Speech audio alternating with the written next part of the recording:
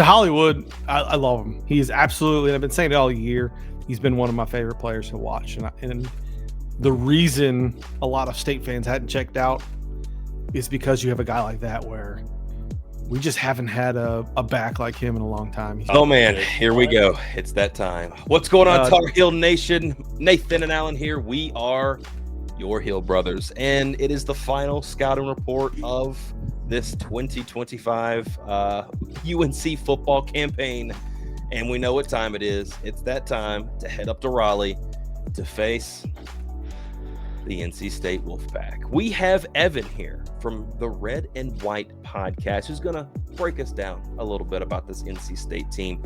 Evan, how are you doing tonight, brother? I'm good, fellas. How are y'all?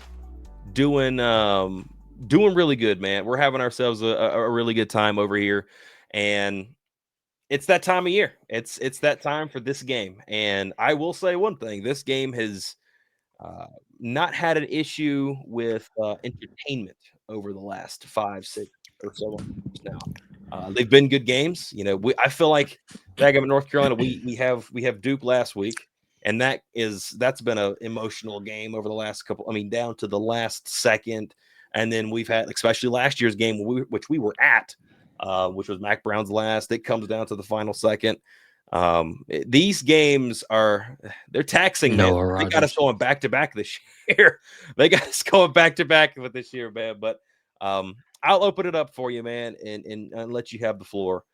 What do you think Carolina fans can expect out of this NC State team on Saturday? That's such a good question. I mean, this team all year has been no idea what to expect, right? I mean, it's just been one of those things. Are y'all still here? Yeah, we're still here. We'll give you the full screen, baby. We're giving you full screen. Disappear from the screen to scare me. I don't know. This year, it's just one of those things where they'll come out and they'll, beat a top 10 Georgia Tech and never trail in a game like that. And then they just go to Miami and lay a complete egg, right? So all year it's just been like, who knows what you're going to get. I will say that Dave Doran does get the most out of his team when he's playing Carolina. I mean, we're 7 of the last 10 against y'all, and I expect nothing else, right? I feel like he knows how much this means to the people that sign his checks, and they take it seriously. And I think he's been burned a few times in the recruiting trail early on and just carries that salt in the wound with him. So I think you'll get State's best effort. And that's hard for me to say because all year has been who the hell knows what you're going to get. Well, there's one thing that our coach and Bill Belichick has said. He said it last week. This is in Duke Prep that I personally did not agree with. And he said that Darian Mensah of Duke would be the best quarterback that we would face all year. For me, it's been CJ Bailey. And I said that from the start of the season. I think CJ Bailey, you guys have got a stud over there at quarterback, and that's just what it is. He's a tall guy, but he understands where to get the ball to, how to get it there, and he knows how to create and generate plays. Especially when the play breaks down, he seemingly can just knows where to go with it. Talk to me about him. Talk to me about CJ Bailey and the difference he's made for you guys this season. Yeah, I mean, CJ was thrust into the starting position last year when Grayson McCall went out. And he's grown a lot, right? I mean, I think over the year, he came out and early on, and I was impressed, right? I thought I was like, okay, we got to see some growth. But then we've had some games kind of like the Miami game and like the Duke game where he threw an inexplicable pick six and then just it seemed like he shut down and just was gun shy and all the things. And so he's got to grow. I mean, he's 19. I get it. He's young, hadn't started a whole lot, and he's gotten better and better. When he is engaged, he is elite, right? When he's feeling himself, he's just making plays, eyes downfield, doing the things he's going to do and like trusting his receivers. When he gets down on himself, you can see it. Like you could just see the turn in the Duke game when he threw the pick six. And in the Miami game, it was the end of the first quarter. It was 3-0. The defense was playing strong and they were, holding them up. And Miami rolls a cover 3 out and he just throws it right to the guy instead of going up the seam, right? I mean, just kind of basic things. You're like, I know he saw that.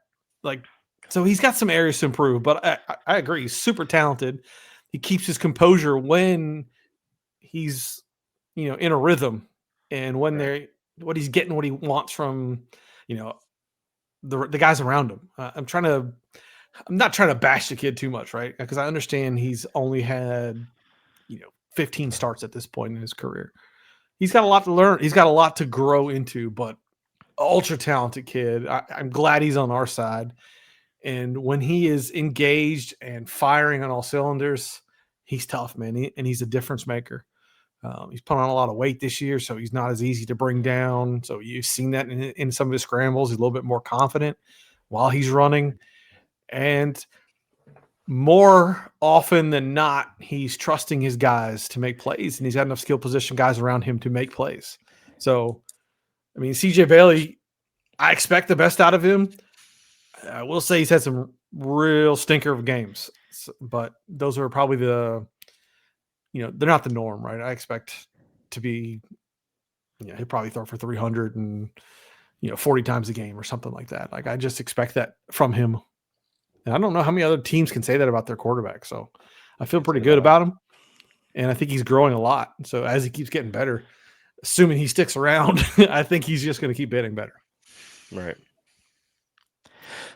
Switch over to the defensive side.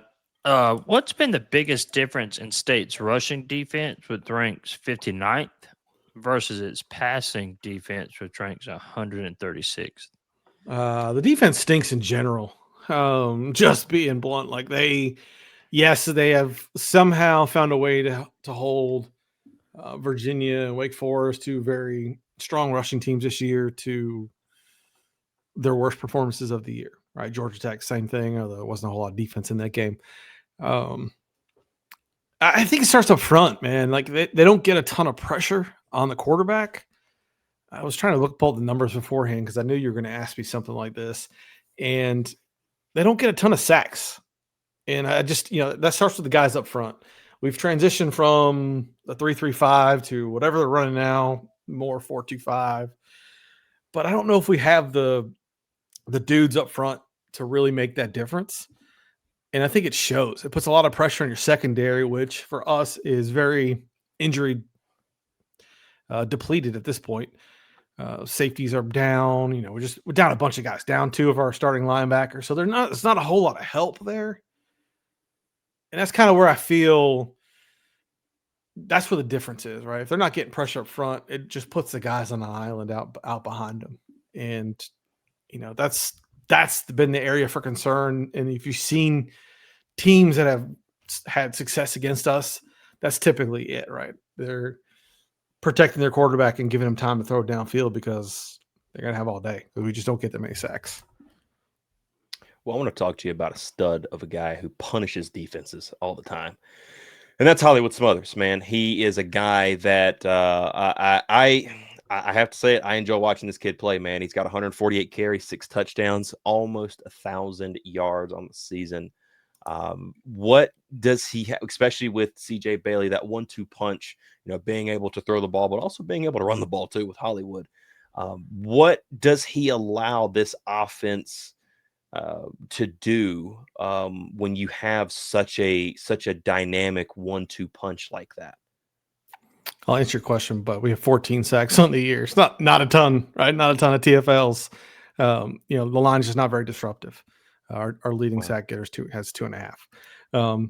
But to Hollywood, I love him. He is absolutely, and I've been saying it all year, he's been one of my favorite players to watch. And the reason a lot of State fans hadn't checked out is because you have a guy like that where we just haven't had a back like him in a long time. He's just a guy that is so fun to watch play football. And like you said yourself, you enjoy watching him because he's a little dude and he never gives up. And he lays it on the line the whole time. And all he wants to do is win. And he says it, and every time he gets in front of the press, he says the same thing. He's like, I don't care.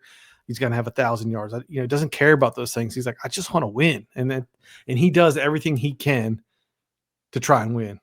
And I love him. I love watching him play. I think he's a pro. I don't know if he'll be here next year. I think he'll be in the league somewhere. But he's almost got 1,000 yards. He's averaging 6 a clip. He can break one off at any point, at any time, and he's just such a joy to watch, man. He's so good. When it comes to your defense, now this can either be a veteran that's been, has just progressed through his tenure there, or it could be a transfer. But what would you say is the biggest surprise on that defense in a good way? Or if you got one that you'd be like, well, I thought he was going to be really good and he just kind of sucks this year. Kind of let me down. I got a whole bunch of those. Yeah, I mean, there are those, and I could name a few. Tony Grimes, but yeah, Tony Grimes was great. I love Tony Grimes. But you did. Yeah, Quarterback's still a lot against him. Yeah, correct. I'll start with the positives, though. I did not expect Caden Fordham to be leading all Power 4 in tackles. Now, that speaks to a lot of what we talked about earlier is our front 4 are not very good. So he gets a lot of chances. So there's part of that. I bagged him earlier on in our podcast because he tended to try to be Peyton Wilson, but try to be Peyton Wilson without being Peyton Wilson. And what I mean by that is he was just overextend himself, and he would get out of his gaps and lose contain and gave up some big plays that he shouldn't have. But he has been a lot better lately, and his numbers week to week are phenomenal. That's a bit surprising to me. Guys like Sebastian Harsh and Cian Sloan, 2 transfers from G5 level, have been really good for us. I mean, these are names that nobody would really have known before the season started. Both of them have exceeded expectations.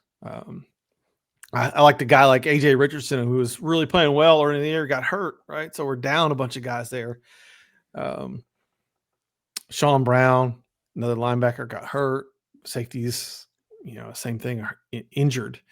But if we're talking about disappointments, and it's kind of, I'm trying not to bag on my boys, but Brandon Cleveland has not been as what he was deemed to be. I think he was second team All ACC coming to the league, and he just hasn't had it this year. I don't know if it's the scheme switch or whatnot, or maybe he's not getting the help around him. Travali Price has been okay, not what I thought he was going to be when he got recruited at this point in his career. Yeah, I mean, there's just been. It comes back to the guys up front. They just hadn't been good, and it shows. And yeah, I mean, that's kind of surprising, honestly. I mean, I was hyping up Brandon Cleveland coming into the year. I thought he was just going to be a wrecking ball in there, and he just hadn't been for whatever reason. And then, Caden Fordham's numbers have just been the exact opposite of what I expected. There's guys like Joseph Addy Dyer, who's transferred from Texas Tech. I thought was going to be impactful. Hadn't really got a whole lot of playing time for whatever reason. Yeah, I don't know. This defense has been suspect, man. Yeah, not great. Well, you've been kind of ragging on the defense a little bit, and it seems like, hey, and honestly, dude, here's the thing. Our Drake May's first year, we talked about, and I've talked about consistently throughout the season, just kind of keeping, like, I don't watch your guys' games, but I keep up with the scores and everything, like Sure. I do around the whole entire ACC, and watching, the end scores and how you guys are playing. It's definitely, there is a discrepancy level between the offensive production versus the defensive production, and it reminds me very much of that first Drake May year with us, where we had an offense that was just lighting it up, but we had a defense that could not stop a fly whatsoever. It was extremely bad, especially in a rivalry games. And I just want to kind of go through you guys' this year, all your games, 24 points scored, 35 points scored, 34 points scored, 33, 21, 56, 7 that was against Notre Dame, 34, 48, 7 that was against Miami, 21. How important is it for you guys? Because Carolina's strength this year has been defensively, and defensively alone, because we have the same dichotomy, but it's reversed. Our defense has been up here and our offense has been way down here. Last game was a little bit of it was kind of like 50-50. They're both kind of playing their part a little bit. Right. So how important is it for you guys in this offense to get going early in a game versus maybe having a couple 3 and outs and can they bounce back from that kind of performance if another team is scoring on them? Yeah, certainly. It's very important. It's weird, man. Coming into the year, Dave Dorn always threw out this stupid number. He said, "I want to score, 31 points," and there was some mathematical analysis that said if they score 31 points, they're going to win. Right. I never understood that. Never understood that philosophy, and that's always what he coached to it, and it drives fans crazy because you have needed more than 31 points several times to win games, right? You're deep, and at some point you have to recognize, hey, your defense is horrendous. We should probably try to score every effing chance we can get, right? And then the Florida State game last week was a perfect example of it. Get the ball back just under 3 minutes to go in the first half. And I forgot the score. It was like 10-7 or something or 10-3 or something like that. It was a close game. It was a one-score game. And instead of putting your foot on the gas and trying to score, run, screen, punt. And you're like, what in the hell was that? They get the ball back with 30 seconds. They hold them on 4 downs, get the ball back, and then they try to throw the ball with 30 seconds left. I'm like, well, what the hell are you doing? Like, the game management didn't make any sense. And Freddie Kitchens and y'all's offensive coordinator had like a daggum did they have a kumbaya moment? Did they have beers during the off season? Jeez, it's so frustrating to watch, man. And it's been like this for Dave's tenure for a long time. And I know he's coaching to the 31 points and he's coaching to his philosophy, but really at some point you have to realize, hey, this defense can't stop anybody with a pulse. Go score as many times as you can. I mean, it's college football in 2025. It's offensive. That's what he does against UNC. Yeah, correct. And I think he will this week. And I just the want point that from total him all the 60. time. Yeah, it's insane. 730. Yeah. And so the offense needs to carry this thing, right? And they need to get out to a hot start because I think CJ Bailey is very much a creature of game flow. And if he is feeling it early, put it in the books. It's done, right? They're going to be fine. Would you call it, and this is, I don't mean this in a harsh way, a front runner? Yeah, I mean, definitely. Yeah, they don't play from behind. Cade Klubnik. He's a front runner. When everything's going great, he's great. But when everything's going bad, he's terrible. Well, I don't think he's a front runner in the regards of Cade Klubnik, who I think is just dumb and doesn't do the things he's supposed to do. I mean, you watch him play. You watch him. I have to agree. Yeah, and then the whole thing last year, he was calling his own plays. Just like, what? Like, what are you doing? CJ wouldn't do that. I think CJ is more inexperienced, right? I just don't think he's and he's young, right? I think there's a difference there in their front running abilities. But yes, I mean, I do understand the comparison. But they do need to come out and you'll see it. They'll throw early on, give them some easy throws, kind of get them into rhythm, and then they kind of let them rip. And I know a lot of teams do that, but it's very apparent what they do with him and how they kind of ease him into it. I think they know the same thing, but the offense has to score. We're not. I mean, I don't expect Carolina to light up the scoreboard, but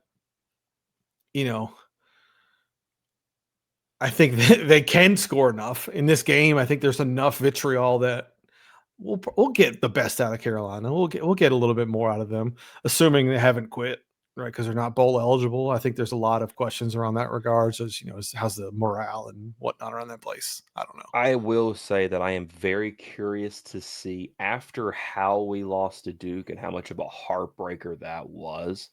Yeah. You come back down from 24-10, you take the lead. Carolina shows a pulse offensively it hasn't shown all year round. And I mean, it honestly, it really shocked me to see our offense produce as well as it did and as consistent and as they did. It was fascinating to me. It seemed like Freddie Kitchens kind of threw out the original game plan, just said, screw it. here. I said they had to go throw out the flipping sink to go win the game. And it kind of felt like they did that in the second half, So, Yeah. Surprised me. So I honestly don't know how this game's going to go for Carolina. I can't call it because I just don't know. And thankfully we have another day before we're doing our preview so I can think about it a little bit more so I can come at it with a little bit more of, hey, I don't know anyway. I know who's winning the game. I know. Yeah, and I know who I would favor to win this game currently. Because quite frankly, I have no reason to believe otherwise. But I did read a report. North Carolina, if they win, they are not mathematically disqualified from making a bowl. Jesus Christ. Yeah, they might get. Could you imagine a 5-7 North Carolina team making a bowl? I think the interesting dynamic is Bill Belichick and Dave Doran. Belichick has been to NC State a lot in the offseason.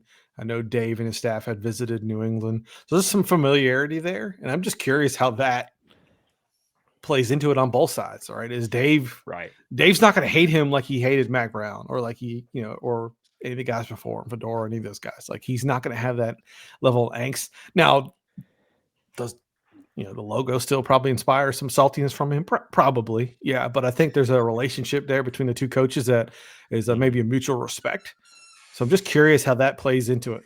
Yeah, that'll be curious. And I'll be very curious to see. But also, I want to ask a question when it comes to Dave Doran, because everybody, I hear all these daggum reports and we're on the outside. So I'm asking as a complete outsider, what is the temperature like on the inside when it comes to Dave in his tenure, whether you win on Saturday or not? Or does that matter? I think it matters. I think I would think that the majority of the fan base respects what he's done and his level of consistency, but at the same time is like, I'm ready to see a change, right? I'm ready to see something different, good or bad, right? It doesn't mean you're going to get better. But you're also, with this day and age of where you have to raise money and all that stuff, you're not going to do that with the same guy going 7-5 every year, right? It's not going to inspire anybody to donate. It's not going to inspire anybody to rally behind him. So I think a lot of people are like, thanks for your service. I'm ready for a change. And that's kind of my stance on it. Like I respect him. He's done a lot of good in making us not a complete train wreck most of the time. But at the same time, like, I want to see somebody who's just going to put balls to the wall. Like, you're NC State, you're not going to be able to win a game like Ohio State, shutting people down. Like, you need to score points. You need to do the things that you can do. So I'm ready for a little bit of a philosophy shift there from the program. And, he's never really done it. I know he's changed schemes and he's changed coordinators here and there, but hiring Elliott as her DC from a analyst position that nobody wanted, and then promoting Kurt Roper didn't inspire a lot of confidence in the fan base that Dave was in this long term, right? It felt more like I don't want to say cheap move, but we just got to do something kind of move, which is not really, again, inspiring confidence. So I think the temperature is, I would say, warmer than lukewarm. If they lose this game, it'll be pitchforks everywhere for sure, right? I mean, just how it is, right? I mean, that would happen even if everybody loved him. It's funny. We're in my community. We're watching the basketball game yesterday, and guys are upset. They're like, I can't believe, blah blah blah about the Will Wade's 5th game of the year, and I'm like, dudes, chill. Like, it's basketball. They can lose a game in November. You don't know how good or bad anybody is at this point. Seton Hall could be good. And they were taking somebody to the wire when I turned it off. So it's the nature of fanhood. So I certainly get it, right? But in this case, where you have a guy who's been here forever, and it's funny. I was listening to the Cover 3 podcast. I don't know if y'all listen, but they were talking about Cal firing Justin Wilcox, and the general consensus was, that's all right. They won, they're going to win 6 games or 7 games, whatever. But, 9 years, they're ready for a change. And I'm thinking, yeah, no shit, man. It's 13 years for us of being 7-5 and 6-6. Yeah. Like, so the fans are just ready for something different. Everybody else is changing. Like, I'm ready to evolve the program. Yeah. Again, good or bad, I don't know. Like Dave's relatively safe in it, and it's at this point where I think it's got to be on his own terms. But if he loses, the pitchfork's going to be out, and if he wins, everybody's gonna be like, "All right, thanks for your service. Now get out," so we can bring somebody else in. Just kind of usher him out. So I think the general consensus is, thank you for your service. You've done a okay job, which is the definition of him. He's 500 and he's about to be 7-5 again. So yeah, I don't know. I think people are ready for a change, man. Yeah, that's something that, even, under Mac, like under Mac Brown, when Mac came back, clearly we were not. Larry Fedora gave us, a couple, some good years, don't get me wrong. And then a lot of injury bugs hit us towards the end of his tenure, which ultimately let him out the door. But when Matt came in, he came in and he famously said it all the time. He's like, you were getting, 5 wins in 2 years. It was something that he said. And he raised the floor where we were. That was for sure. And, we got to the 9 wins under Mac, and 8, 9, 8, 7, kind of floating around in that area, 6. And then it ultimately hit the 6, towards the end, and it was like, okay, it's time to go, because there were a lot of games at Carolina, especially against a lot of lesser talent, that, famously JMU last year, where you lose games that you just shouldn't lose in fashions that you shouldn't in. The Belichick push was to take the raised floor and then up that even higher.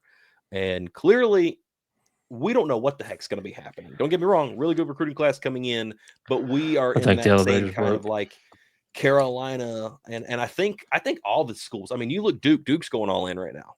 Right. NC State looks like they're trying to do the same. And that's why I feel like this conversation of Dave's job is kind of keep coming up, because, North Carolina goes out and hire Belichick. Manny Diaz does great in his first year at Duke. We see Dickert over there at Wake Forest takes them to what, maybe a 8-9 win season this year. Unreal. Off the rip.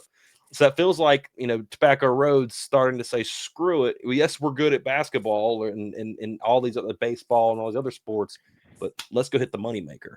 And college realignment has a lot of that, or conference realignment has a lot to do with that as well, because we all understand the ACC is probably gone right here in the next 5 years, as we know it today. So, if Dave had gotten over the hump in, 2017, or it's just been a few times where he's been so close to making the ACC championship game, and just that would have elevated his, perception and whatnot, and gotten them a little bit more grace here. Like, I still think we'd be in the kind of the same positions. 13 years, everybody gets tired of it. I mean, he's one of the longest tenured coaches in college football, and that's crazy. Look at Dabo Swinney. Yeah, exactly, right. And he's won national championships. I mean, Mike Gundy, right? You see what he did at Oklahoma State, and then, had a couple bad years. It was like, oop, get out, right? And Dave hadn't had that level of success. And had he gotten over the hump, I think it would have changed the perception of it. But yeah, if you're gonna get investment, you're trying to raise money from folks, you need to pump some life into the program. And honestly, I think our fans deserve better. If you look at the Florida State game last week, absolutely packed to the rafters, crazy environment for a 5-5 team. You're like, who else does that? And I just think that the fans are starving for more. And if you're going to get more, if you want to get more out of the program, I think it's time for a change. Again, I don't think he gets fired. I think if they have to, it's going to have to be, let's move you on to something else, and kind of help him out the door, because like you said exactly right. Like Jake Dickert is doing down at Wake Forest is absolutely phenomenal. It's a new era of college football coaches, and you can see the guys that seem to be worn down about it. And I feel like Dave's one of those guys that's like doesn't want to put up with the BS anymore. He just wants to coach football. So James Franklin's coming. The ACC is getting better, right? I mean, and don't get left behind. Like, it's just not the time to get left behind. And is Dave that guy? I can understand if people are going to make that argument. And then, well, he needs more. Okay, but how are you going to get more, right? You're just not going to get more out of a program with the same guy at the helm, right? So, sometimes you need a fresh new coat of paint. and just got to Yeah, throw it exactly. out there. And just because you never know, things may end up looking better for in the long run. And quite frankly, for us, we're in a trust the process kind of thing because we're getting a fresh new coat of paint. I will say, North Carolina football is doing 76ers. Yeah. Us at North Carolina, we're trying to figure out because we flushed a lot of guys out.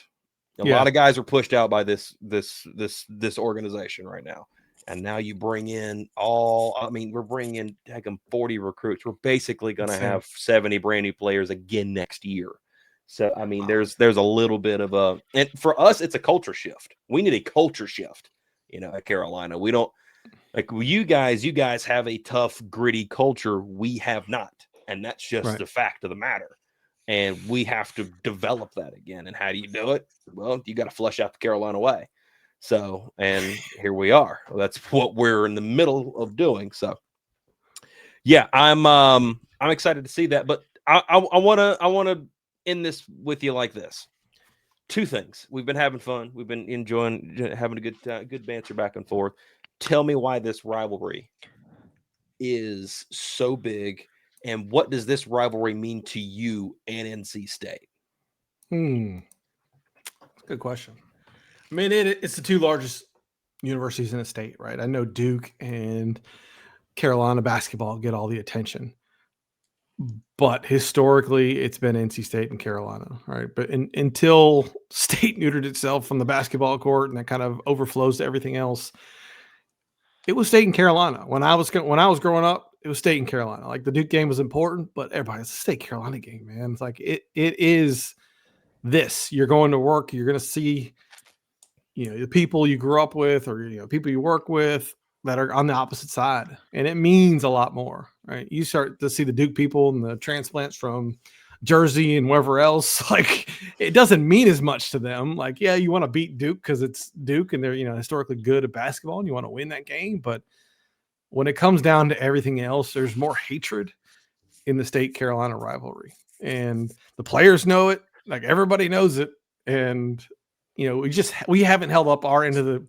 the bargain in most sports until lately, right? And to me, that's the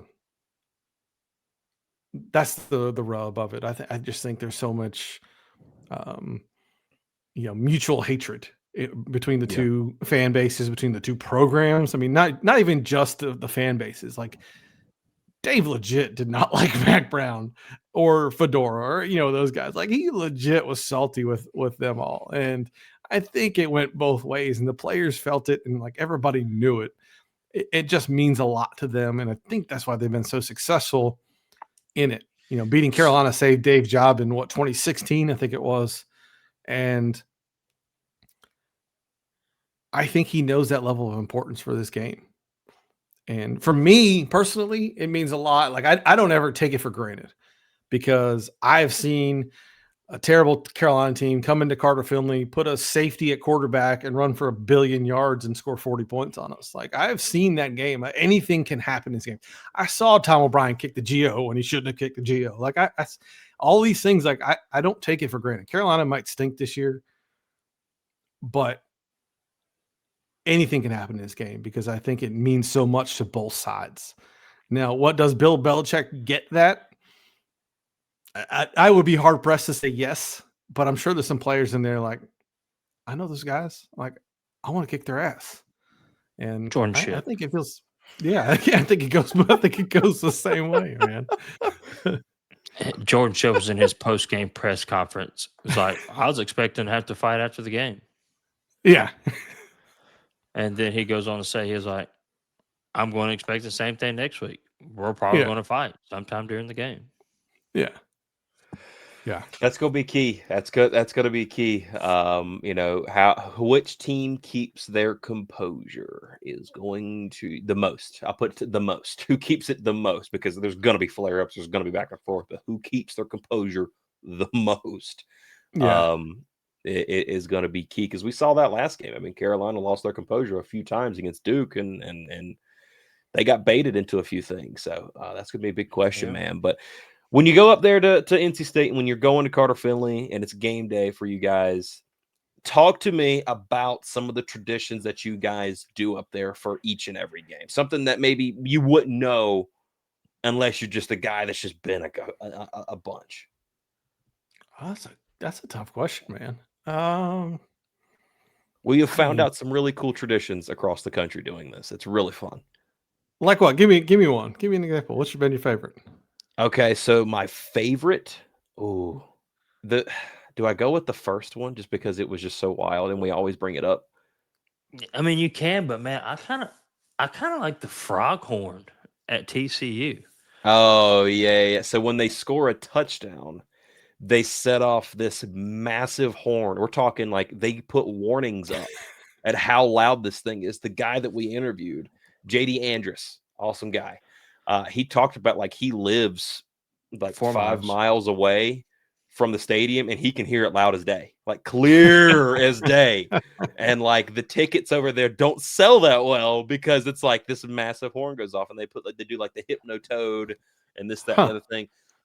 One that's really cool down in Charlotte is that they are the 49ers and they do take a pickaxe. And I actually saw a picture of this week. Finally saw a picture of this thing. I think did I send it to you, Alan? I think I did. No, you didn't. Or if you But did, in the it wasn't me. pickaxe, they have carved out sections for shot glasses, and people from the university, could be the AD, former UNC guy, I love him to death. It could be him.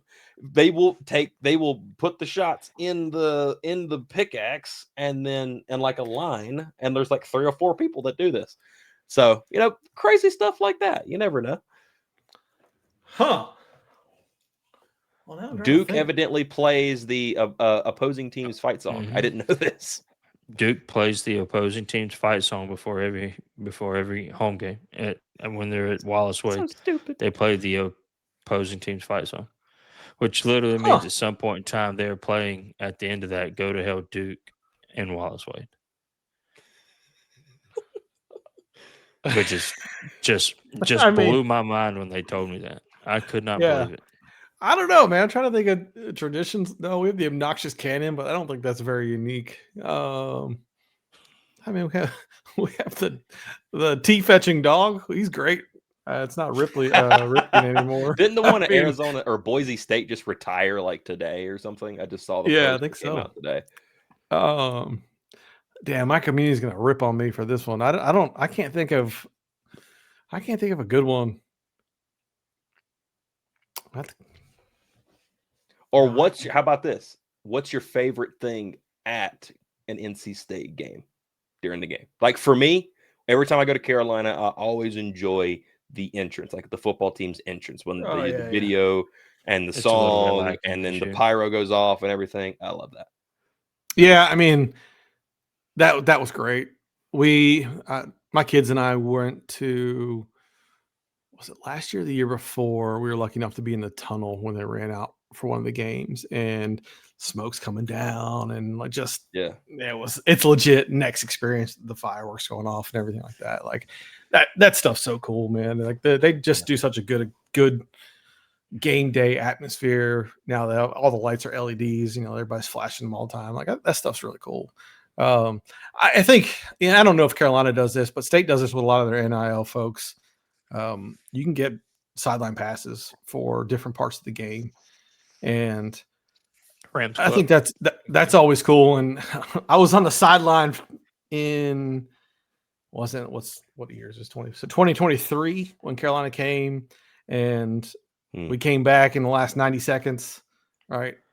And that Mezzi was catches 21 against Sam. 21. God, it's been a long That's time. it. Mezzi catches the 23, touchdown we in the got a corner. He butt comes kick. running by, and like he runs right by me. It's like right there next to me. I'm like, oh, that's a cool as hell. Chris Dunn's warming up to kick the extra points and whatnot. He's kicking right next to me. Like I think they do a lot of cool stuff like that, like letting people be engaged and being part of the program a little bit more. Yeah, that's gonna be bad. I can't think of a solid tradition there. I'm not gonna lie. During that 21 game, I thought we had won. I fell asleep. I was sleeping on Alan's couch. I had an allergic reaction to his dog. I woke up from Benadryl and woke up and I was like, we lost. I'm like, what do you mean we lost? How did we lose? And he told me, I was so mad. I drove home so No, mad. I could not. Oh my god, I could not I was believe it. so mad. I got a video on the I'm so sideline when mad. that all going down, and like stadium feels like it's coming down on you. Like it's nuts. Yeah. That's awesome, man. All right, you got to tell us score predictions for this game. What you thinking? I mean, historically, this is a stupid game. What'd you say the over under 60 something, like, or total? I think its game is always. Oh, I don't know. I haven't seen the point total betting wise. Oh, I thought you had that. Okay. Yeah, I mean, don't the see last it couple on of years been ESPN, 35-30, 39-20, 30-27, 34-30. I mean, you'd be Oh, dumb to total pick- is 47.5. There you go. Almost 50. North Carolina is a touchdown and a half underdog. Yeah, I mean, honestly, I hate Pickens' game. Like I said, I've seen safeties play quarterback and beat us. But I feel like it's probably a 31-17 game. I don't know how well Carolina's defense is going to score. I mean, sorry, Carolina's offense is score. If their defense scores, they're going to be a lot better off. If our defense scores, we actually got a shot. Yeah. We actually got a shot. Man, could I use a touchdown from the defense? Yeah. I mean, or you could be the Panthers and have 3 interceptions in the first half last night and only score 9 freaking points in the entire game. Oh my! I think if we jump on Carolina early, I can see the quit watch being real. Yeah, I think somewhere around 30-17 is probably what we're going to see. I would not be surprised if it's closer, a 31-24 kind of game, just because of the rivalry aspect of it. But I do think if we score early, and it's interesting enough, Dave, who was never received after winning the opening toss, has received, I think it's 65% of our games. So whenever he feels like we need to score first, he's trying to get the ball, and that's weird because he has never done that. He's always deferred. So yeah, I can see that happening where they're trying to, get on them, score early, and kind of take the morale out of take their wind out of their sails, so to speak. But I think 30-17 is probably realistic, and that falls right in that 47-point range. Yeah. Right. Well, also, man, I want to give you the floor. Tell everybody where they can find you. If you're an NC State fan and you do not know where Red and White is, Evan is going to tell you. Yeah, redwhitenetwork.com or Red and White Podcast on X, Twitter, whatever you want to call it. They all basically lead to the same places. Awesome, man. We really appreciate you coming out here and hanging out with us, man. It's the last game of the season for us in the regular season, unless somehow some type of way we're able to pull out a win and some mathematical thing puts us against like Lehigh in a bowl game in the middle of Rock Hill, South Carolina. But I'll go to it too, son. I would too, man. Here we go. But hey, thank you guys so much for watching. Thank you all for being here. Be sure and go check out Evan and everything that he does over there at Red and White. And as always, go Heels.